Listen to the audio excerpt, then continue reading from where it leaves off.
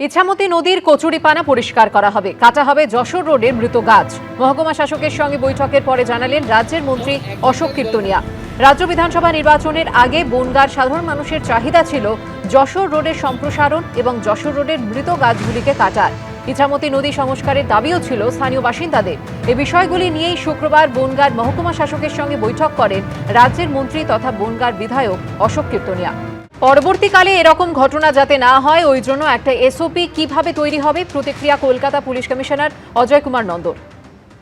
এইখানে ফেলিওরের কারণ কি আছে এবং তারপরে পরবর্তীকালে এরকম ঘটনা না হয় ওর জন্য একটা এসওপি কিভাবে তৈরি হবে এবং পরবর্তীকালে বিল্ডিংগুলো চেকিং করে যখন বন্ধ আছে তা চেকিং করে ইনশিওর করে কি এরকম ঘটনা আর না হয়, এই কমিটি সেজন্য আছে। এর মধ্যে আইটি থেকে লোক আছেন, রাইটস থেকে লোক আসছেন, রেলওয়ে থেকে লোক আসছেন, তো এইগুলো সব এক্সপার্টস আছেন, পিডব্লিউডি চিফ ইঞ্জিনিয়ার আছেন, তো ওনারা কিন্তু একটা এসওপি দিবেন এই ভিজিট করে দেখে টেকে। আপনাদের আগেই শুনিয়েছি মুখ্যমন্ত্রী শুভেন্দু অধিকারী তিনি যেমনটা জানিয়েছেন 31শে জুলাই পর্যন্ত স্পেশাল অডিট হবে এবং সেই স্পেশাল অডিটের জন্য ইতিমধ্যেই হাই পাওয়ার্ড কমিটি গঠন করা হয়েছে, যেখানে রয়েছে 11 জন সদস্য এবং এই 11 জন সদস্যের হাই পাওয়ার্ড কমিটি তারা বৈঠকে বসেন।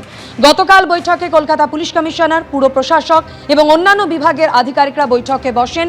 কলকাতার 144টি ওয়ার্ডের নির্মীয়মান বহুতল থেকে বাণিজ্যিক পরিকাঠামো অডিটের আগে তৈরি হবে এসওপি তৈরির পর আগামী সপ্তাহে শহর জুড়ে অভিযানের সিদ্ধান্ত নেওয়া হয়েছে।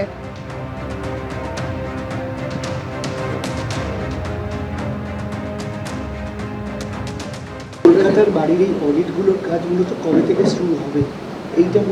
ভিজিটটা হ্যাঁ আমরা এসওপিতে ঠিক করছি, আমরা মোটামুটি আশা করি নেক্সট উইক থেকে শুরু হয়ে যাবে। এসওপি কি রেডি করা হচ্ছে? হ্যাঁ হচ্ছে। ঐশীর পর সরাসরি আপনাদের নিয়ে যাব এসএসকেএম হাসপাতাল চত্বরে আমাদের প্রতিনিধি ঝিলম করঞ্জয়ের কাছে। ঝিলম, এই মুহূর্তে হাসপাতালে কতজন ভর্তি রয়েছেন, তাদের শারীরিক অবস্থা কেমন, চিকিৎসকরা কি বলছেন? একদমই সন্দীপ এর আগেই বলেছে যে 13 জন ভর্তি আছে, সেই সংখ্যাটা এখনো কমেনি এবং যারা ভর্তি আছে তাদের প্রত্যেকের শারীরিক অবস্থা কিরকম আছে এই মুহূর্তে জুনিয়র ডাক্তাররা রয়েছেন, সিনিয়র ডাক্তাররা কিছুক্ষণ পরে আসবেন। যে মাল্টিডিসিপ্লিনারি টিম আছে তারা সেই রিপোর্টগুলো অ্যানালাইজ করবে। মোট 5 জনকে ডিসচার্জ করার একটা সিদ্ধান্ত গতকাল হয়েছিল, তবে সেই সিদ্ধান্তে আজকে শিলমোহর দেওয়ার জন্য যে ডিসচার্জ লেখা সেই ব্যাপারগুলো আজকে নেওয়া হবে চূড়ান্ত সিদ্ধান্ত।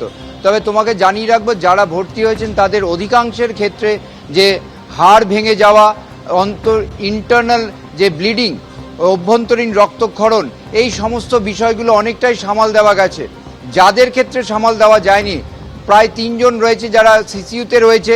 এই সিসিইউতে যারা রয়েছে তাদের শারীরিক অবস্থা উদ্বেগজনক, চিকিৎসকরা তাদের নজরদারি রেখেছেন। তবে বাকি যে যারা জেনারেল ওয়ার্ডে অর্থাৎ সিসিইউতে নেই তাদের ক্ষেত্রে চিকিৎসকরা অনেকটাই আশাবাদী। যাদের সার্জারি হয়েছিল তাদের কতটা উন্নতি হয়েছে সেটা দেখা হবে। যাদের সার্জারি হয়নি, ইন্টারনাল ব্লিডিং কমে গেছে, তবে ট্রমা রয়েছে, পোস্ট ট্রমাটিক স্ট্রেস ডিসঅর্ডার আছে, পিএসটিডি, সাইকোলজিস্টরাও তাদেরকে যাচাই করছে, অ্যাসেস করছেন যাতে রিলিজ করার পর বাড়িতে গিয়ে কোনো সমস্যা না হয়।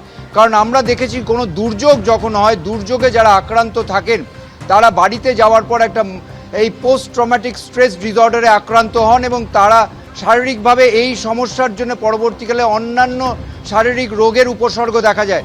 এই পুরো বিষয়টা নিশ্চিত হয়ে তবে চিকিৎসকরা ছাড়বেন। তেমনই আজকে পর্যালোচনা রিভিউ হওয়ার পর চূড়ান্ত সিদ্ধান্ত হবে তাদেরকে ছাড়া হবে কিনা।